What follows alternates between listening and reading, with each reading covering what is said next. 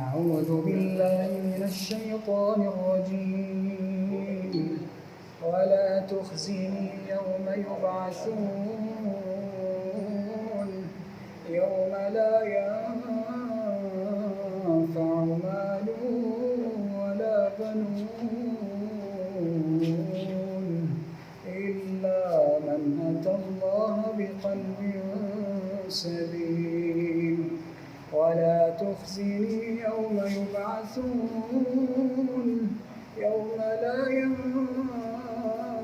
مال ولا بنون إلا من أتى الله بقلب سليم وأزلفت الجنة للمتقين